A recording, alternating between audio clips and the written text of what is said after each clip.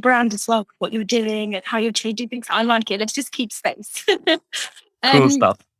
Jesper, thank you so much for taking the time to chat with me. Honestly, I've been researching what you do, and as someone who is a radio presenter, I'm very, very interested. I've already sent so many musicians that I know, independent artists that I know, links to your work because I was like, see how you can utilize this. But it's only fair that you tell us who you are and what you do. So yeah, please tell us a bit more about you. Cool. Thank you so much, Deana. Well, my name is Jesper. I'm 36 years old. I have a background in the music industry, where I has worked as a manager and a promoter and a tour booker and tour management, and I have had my own record label, etc. So basically, I think it was back in 2014 or something. I had this experience because I was working primarily with independent artists, and I had assigned one of my artists to a major label, which we then thought at the time would help us, of course, a lot more. But what I found out was that they work very local in terms of their data. So if you're a Danish artist and you sign to a Danish major label, they're basically only interested in, creating opportunities in Denmark or creating streams or creating but whereas I am as a manager representing an artist, we want to go wherever it makes sense. Obviously, if we made Danish speaking music, then it's probably for Denmark. But in this particular case, we made English speaking music. And this particular band was actually, I discovered that they were played quite heavily on a radio station in Poland. I believe we ended up having over 400 airplays on this station. So It was like a very interesting situation where we did no promotion. It ended up organic on this radio station's radar. We were signed to a major label who couldn't do anything because they didn't have any information about, people in Sony in Poland. So we ended up in a, I don't know, vacuum chamber somewhere in between. And this basically inspired me to create Warm and build a product where specifically the independent sector have better opportunities for owning their own data, basically.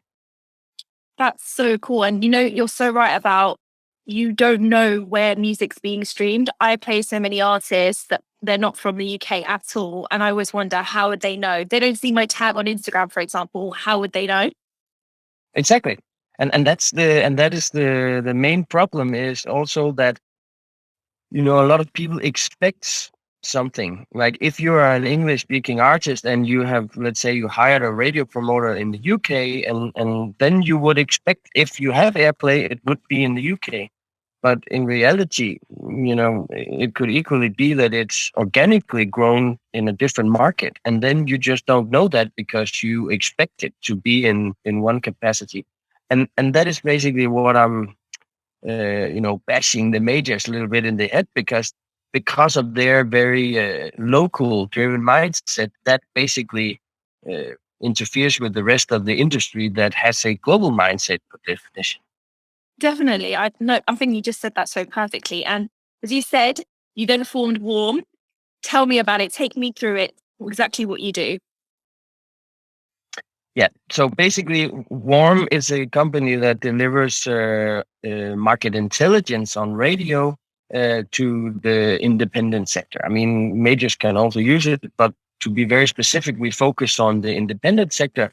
It could be artists, it could be record labels, it could be managers, it could be booking agents. I mean, we've actually even seen examples of fans, let's say very dedicated fans, that actually buys the access to their preferred band's data, so they can create unique social media content and then get recognized by the band.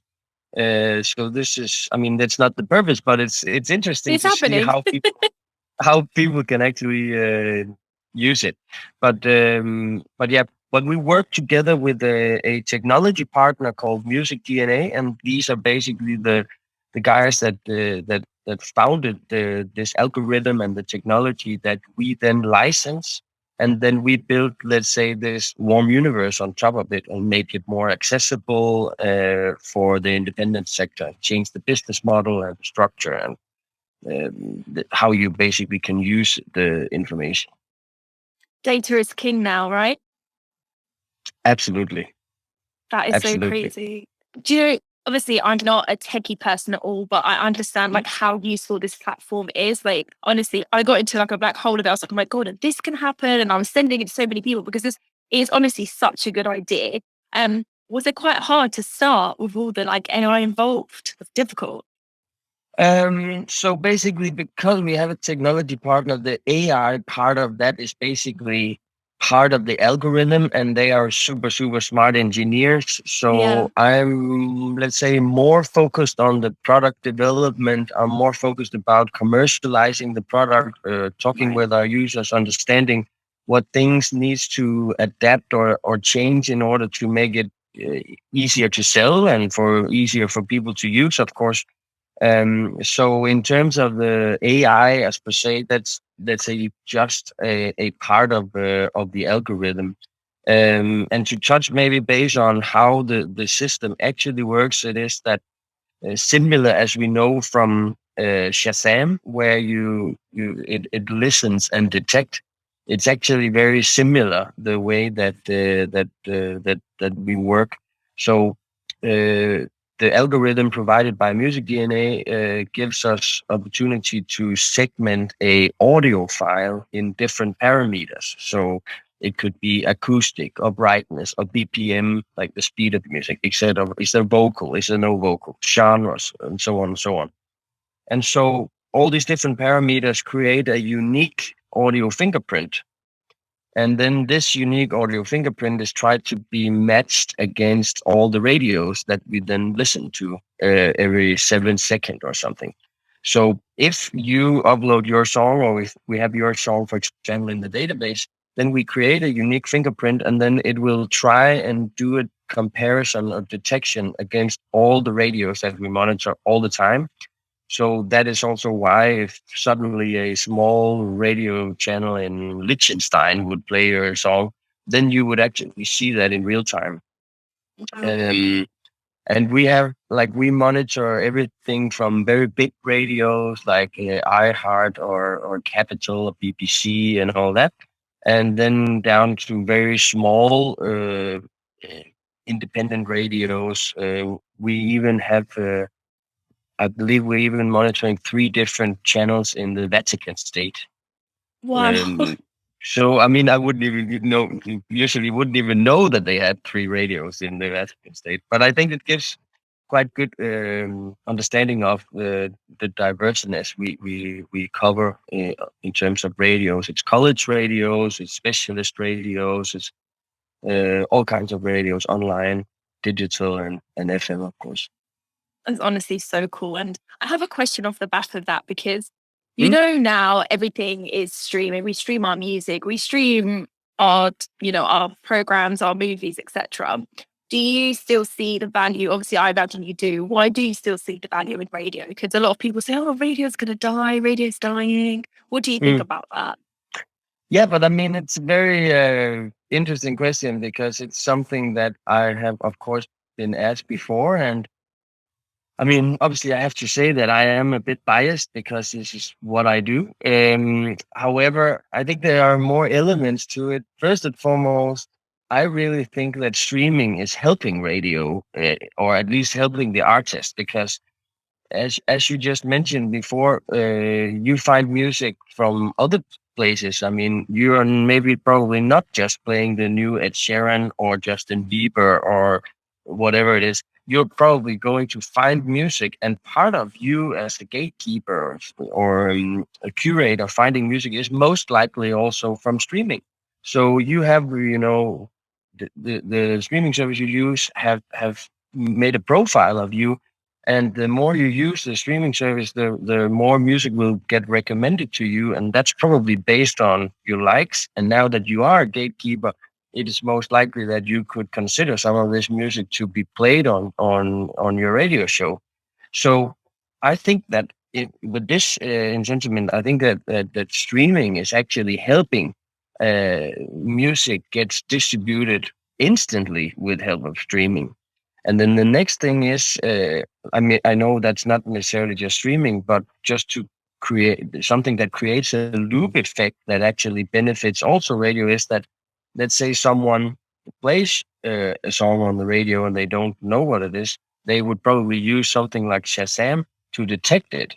And then they would end up adding it to their playlist. And then it would create more recommendations on the playlist and recommend to more artists, which in the end would increase the growth of the artist. And then, of course, potentially getting more radio airplay and then more success. Of course, it's a little bit very generalized way, but in reality, this is how a lot of music gets detected. And then that being said, I would say with streaming being more and more optimized with algorithms, there will, as I see it, always be a need for having human curation as a counterpart. Because if I'm going to find, let's say, I love death metal or something, I would probably be relevant to find a specific radio channel that plays this music. And because of the technology, I can find one online, and maybe it's based in Poland or maybe it's based in Latvia or whatever. It doesn't really matter. The point is, I can access a radio show with music very specific for what I like. Um, and so I don't think radio is going anywhere. Also, now with the pandemic and stuff, we have actually seen that radio in some places are actually increasing, because then people maybe spend more time in their car or whatever. At least, for example, in the US. And that's also actually another part of this is we in the Western countries, or in the Nordics, for example, in my case, we look at this from a very, let's say, narrow-minded point of view. I mean, the way music is consumed and the actual music consumed, like the genres also, is very, very different from country to country. If you go to Ibiza, you wouldn't hear anything other than tech house. I mean, that's a very, specific example. But if you go to Mexico or various Latin American countries, you would experience that reggaeton or other genres are more commercial. If you go to the eastern parts of Europe, you would experience more hard genres like drum and bass or dubstep or hard rock is more commercial. And so it is very diverse, the way music is consumed and the music being consumed from country to country. So I don't think we can just say that radio is going away. That being said, it is true that we can see that the younger generation are not born with radio, so they are more familiarized with streaming. And say it goes for television, but I mean, I don't believe the television is going to go anywhere, or Flow TV or Flow Radio as per se, but it's probably going to find a new balance in the world, I think. Yeah, I That think was a that's so very true. long answer. No, Very long it was a answer. perfect answer. And you know what? You took me on a journey, because there's so many aspects I would have considered. Because the way I see radio, I tune into radio to put me in a good mood or to discover new music. So for me, a presenter is quite important. So Mhm. obviously not everyone consumes radio the way I do, but if I do, it's more about who's presenting and what the song, what the music content is. So I'm completely with you. I don't believe radio will die necessarily. I just think it's very different the way it is. I think there's a lot more involvement from listeners as well now. So I think Mhm. they want to dictate what goes on the show, and they want to recommend a lot more. That's what I find anyway. So I think your answer was perfect, actually. It just makes me feel old, when I was younger. It's so funny how this generation, they just stream what they want, whenever they want. And then I used to sit by the TV praying that the song I want would come on MTV at that Yeah. right moment. Yeah. Now you don't have to pray anymore. You can just select it. Exactly. And Yeah. another thing with artists as well, especially if you're an independent artist, it's really hard to be discovered on streaming services unless somebody knows who you are. How are people going to Mm. hear your music? You're one of millions of fish in this pond. How are people going to even know you exist? Yeah. Actually, that's true, and also, unfortunately, there are a lot of myths in the music industry about radio, predominantly again coming from majors. Like you have to, get airplayed on BBC, otherwise, or BBC One, for example. Otherwise, you can't get anything else. You have to perform well in your own country and all that.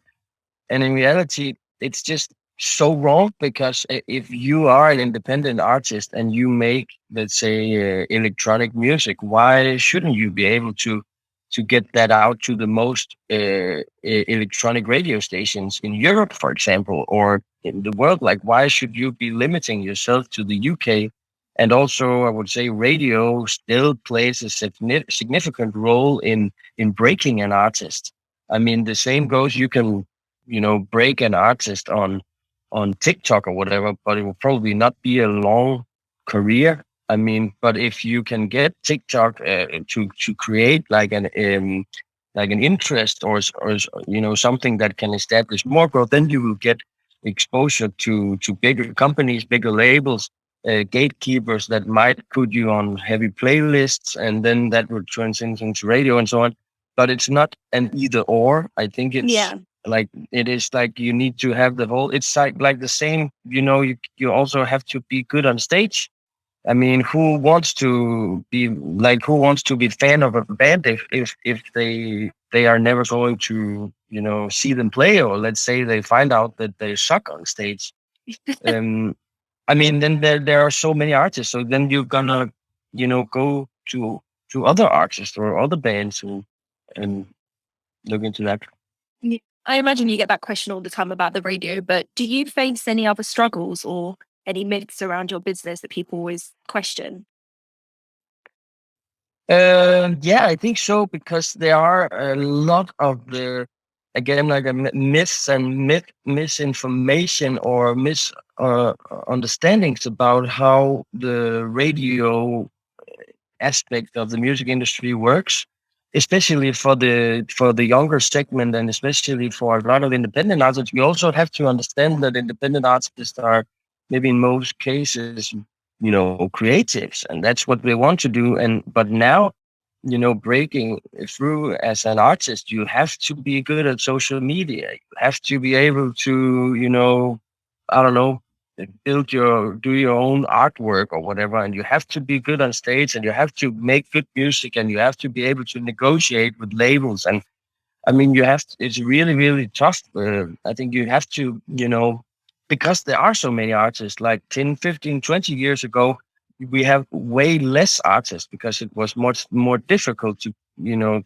create music and release music, and you had to have someone believing in you or investing in you and so on. But now, I mean, we could create a band right now, and we could have something released tomorrow. Yeah. And so that gives a lot of opportunities, but it also makes it much more difficult to actually be successful. Um, and so again, like radio, I think is a big part of that, because then we're back to, actual human beings who are curating something they believe in for a specific segment of people. Yeah. What's been the highlight so far for you since starting War? Yes, You, can you hear me?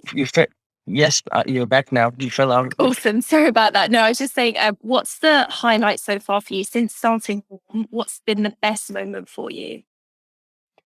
I don't know if I have one best moment. I mean, it's always a fantastic feeling when you are successful with something, whether it's meeting people at conferences, and people understanding your product, or if it's securing investment or hiring a great person for a specific role. I don't think I have like anything in particular that I want to highlight, but I think being an entrepreneur in this space, at least, there are so many fantastic experiences all the time that I get. So I think, yeah, the answer is a lot. I can't pick. Oh, but that's good to know there's a lot, though. That's lovely to hear that there's been a lot of Yeah. highlights for you since starting the business. That's brilliant. And I just want to ask then, so take me through it. If I went on the platform I log in Hmm? and I purchase data. Is that how it works? Just take me through it as if I was trying to download the data. Mm. So you would go to the platform, then either you would select your song from the database if we have it already, or you would upload your MP3 version of your song yourself, and then we would create a fingerprint, and immediately after the monitoring would start. So if we, of course, have your song in the database, let's say your record label or radio promoter has uploaded it a month ago, then of course you will be serviced with the instant historical data also. But if you upload your song today, we have to start the monitoring from today, of course. So of Okay. course, for anyone interested, then of course we emphasize that it is important to get your song on there as soon as possible when released, or maybe even a couple of days before release. And that's also why we have a free trial, so everyone can try it out, and there's no strings attached. You don't need to have a credit card or anything. So it's more like we just see a lot of artists, they don't expect to have radio airplay because they have an idea about the format and how difficult it is to get and how it works, and they haven't maybe invested in promotion and such. And then a lot of them actually gets very surprised because then they find out that they were played in some random radio station somewhere. And maybe that's also part of them, continuing their career, because if they are getting played on a radio, they didn't even know they had done anything actively, like in my situation with Poland. That's really something that, talk to your self-esteem as an artist. And okay, what if we actually did market ourselves in in this area? Or what if we contacted this radio station with a new single and or propose to go there to play a gig? Or if we there are so many possibilities you can do with data in general, and the more data sources you have, of course, the better the decisions you can make. Yeah. So the sooner the artists upload their music to your platform, the sooner they can see where they're being played around the world. Exactly. That was That's the so short brilliant. answer. No. It's just so brilliant. Like, by the way, I think you think your answers are longer than they are. But it's Maybe, just, but it. do you know what? It's just such a good tool. Like, I'm just thinking of how many friends I know that are incredible artists and maybe are not getting the recognition. And it's not probably not because they're bad, but maybe they're just not being heard by the right audiences. And if they knew who they should be targeting, it could literally be life-changing for them. Yeah, absolutely. And actually, funny you mentioned it, because another thing that we have tried to explain our clients is that, because with the rights, a lot of people are like, but then what about the rights issues? And the reality is that because radio is public broadcast, there are no rights issues in us hosting these songs for labels or artists or whatever.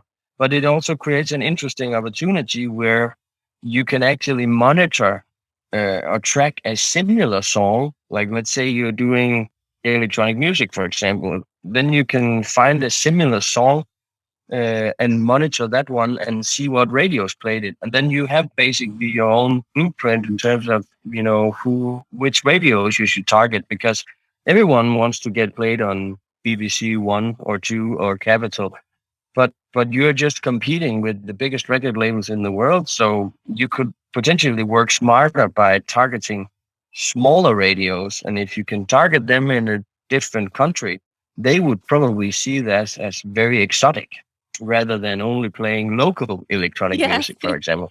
So you can actually use it very smart in terms of understanding which radios you should focus your energy on, because in reality, you don't want to just, shoot everywhere, right? You want to work kind of like determined one place. Exactly. So, for example, my radio show, I only play music by Arab and North African artists. That's like, because Mm. it's a specialist show. And I get loads of emails from artists that aren't in that category. So I can imagine, same thing for BBC, same thing for Capital, same thing for all these other radio stations. So it is just working smarter and finding your audiences. So honestly, I think this is brilliant. I've been plugging you so much, and I'm going to be plugging you more. So if you get any Thank you new so stream, much. that's because of me. No, I'm joking. I want Thank to you so ask much. then, you're welcome, but what's in the pipeline? Have you got any plans or anything you're working towards? Yes, I mean, I see myself as a bit as an architect who cannot draw. I have lots of ideas that I want to realize. Some of them where we have like worked on let's say uh,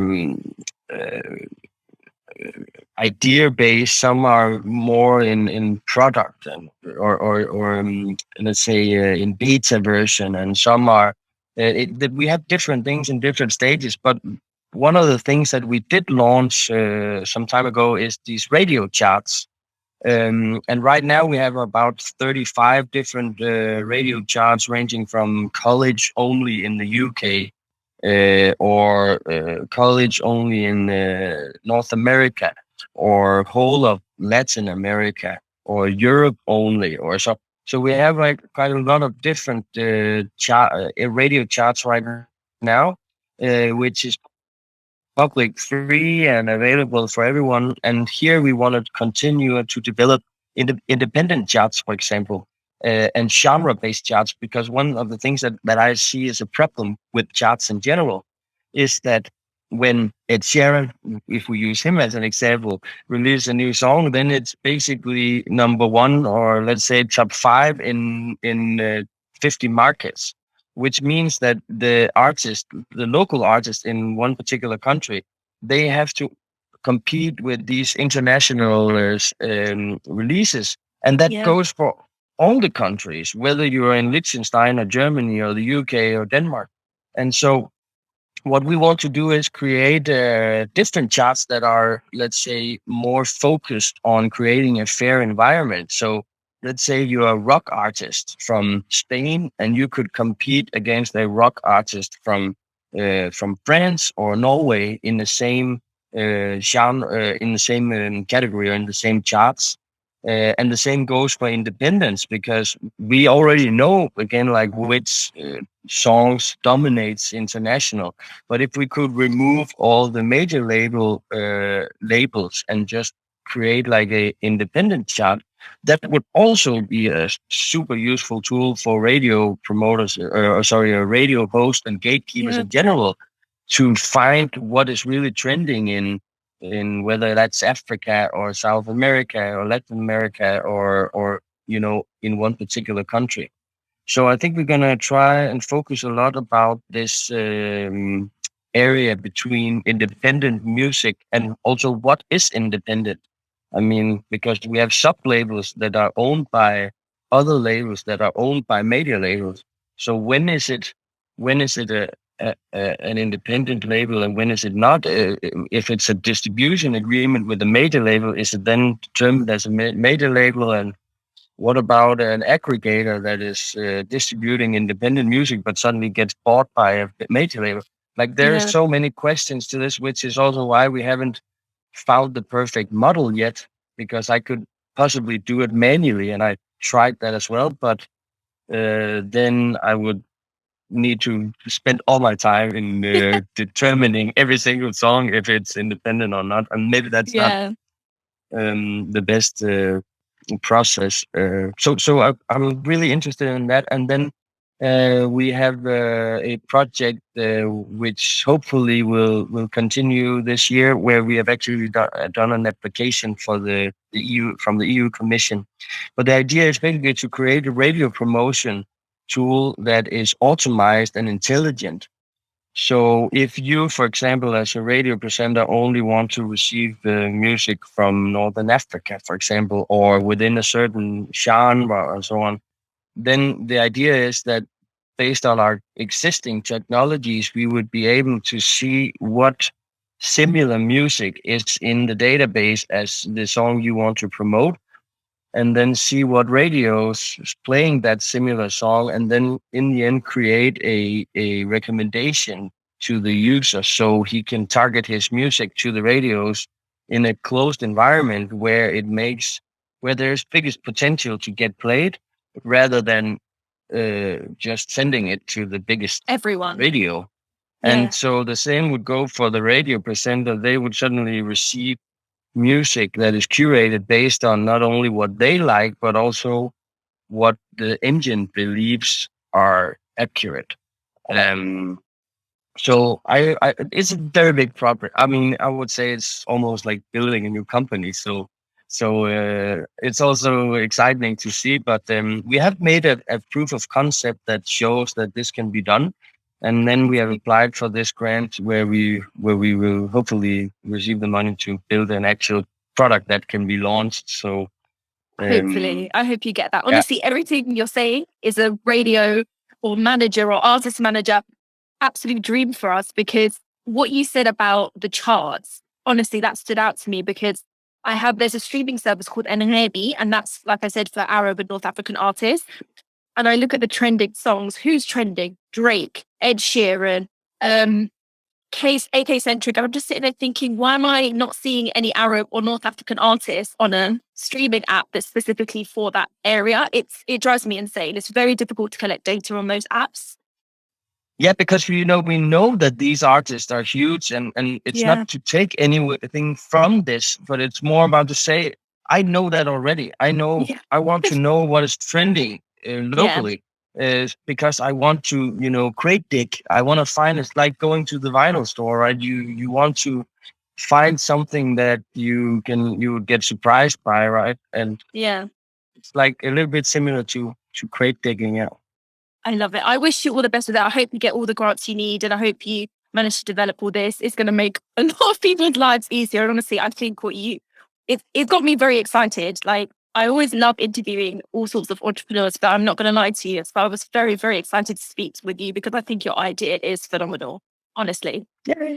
It's a very niche area, and I mean that's also like it's also we want to be very niche and continue to do that. It's also why we haven't moved into streaming data and all these other data, because we would end up competing with a lot of other cool companies that I'm not really necessarily interested in competing with. I just Yeah. want to create a very unique data set around radio that is very relevant for the independent sector.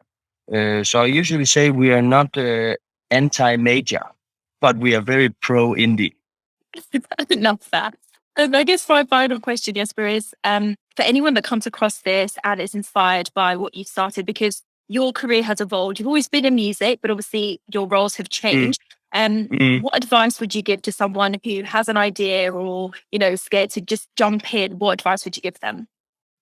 I hear a lot about especially entrepreneurs or people that aspire to be entrepreneurs that hasn't launched anything that they are usually very hesitant to tell the outside world about what they want to do, because they're usually afraid someone will steal their idea or something.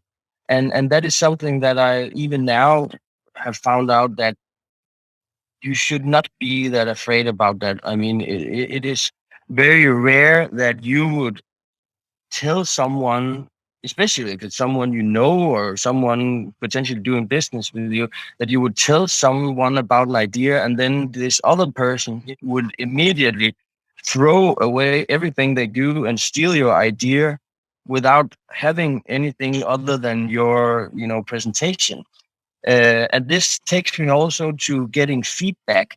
It is really, really good as pre-starting a company or an idea, that you get as much feedback as possible, but from relevant areas. And I actually mentioned this also to Farouk that I met from your team, that there is this really cool book called The Mom Test, and it's basically about not asking your mom what she thinks about this, because Really? your mom will always support you, right? I'm going to write this So down if so I you don't have forget. this fantastic, so if you have this fantastic idea and you present it to, people who are just in your near sphere, or your family or your friends, they would, 9 out of 10 times, they would always support your idea. But you need to get feedback from people who can be critical or can help you or can, ask the devil's advocate questions and all that. But if you are afraid of, telling about this to, let's say, more experienced people, because what if they stole your idea? Then you end up in this, echo chamber, like in this area where you don't have these opportunities. And I have never experienced anyone stealing like ideas like that, and especially from young entrepreneurs. If anything, and they're interested, they would probably just like to work with you because you have like a fantastic idea. And the same goes for investors. For example, if you talk like you cannot not disclose these things, or you have to be open, and you have to talk very openly about your idea and get the feedback from the right people. But the mom test, it's a guy called Rob Fitzpatrick. It's a really, really cool book that makes such a lot of sense for people that want to start something or are in the early stages of starting something. I've written it down. After this chat, I'm going to buy it. I don't know if you can see it, but the mom test, it's on there. I'm going to get it. Yeah. And I think it's even also as an audiobook for the people that don't want to read it. So there's perfect. No excuses.